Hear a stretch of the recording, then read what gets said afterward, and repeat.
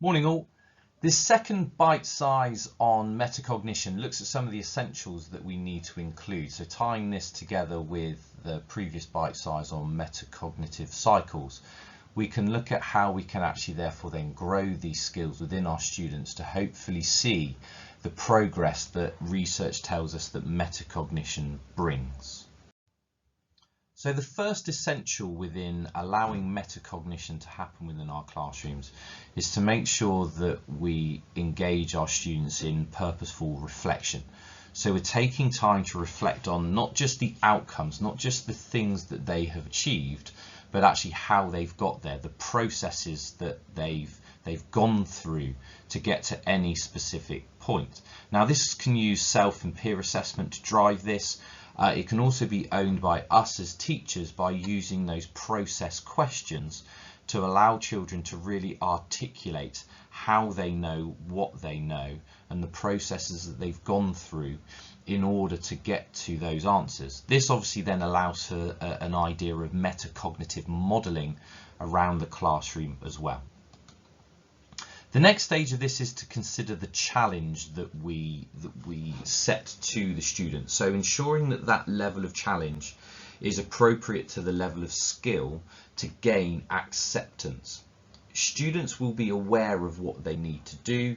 They will then often take action to achieve certain things.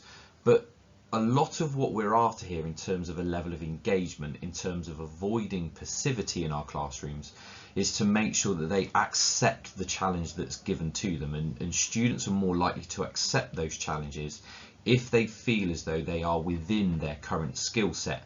Now obviously our role is to then make sure that they don't stay within that kind of level of challenge for too long, because it will become too easy. We'll then see boredom and off-task behaviour.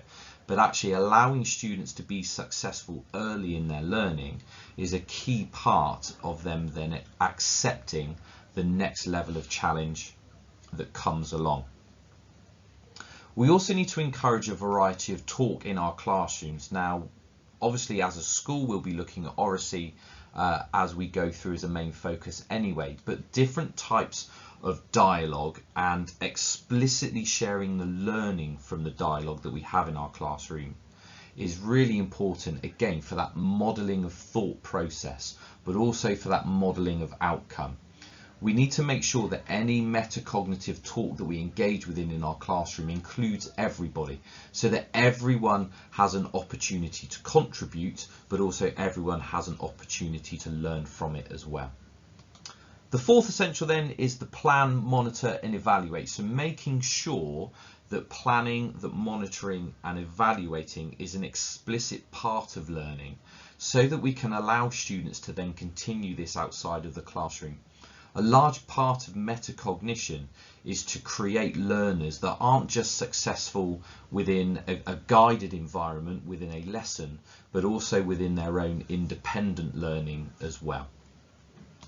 And finally, time. Take the time to embed these in your practice. Now, there is nothing really, hopefully, over these last couple of bite size that you've looked at and thought, that's not anything that I do already.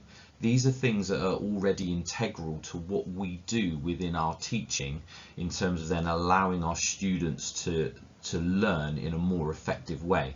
But take the time to make these elements more explicit. Take the time to embed them so that the students are aware of the different stages that they are going through. The more explicit we make their learning to them, the more likely they are to engage in similar strategies again in the future. Okay, that's it for today. Thanks again so much for listening in, and as ever, any questions, then just let me know. Thanks so much.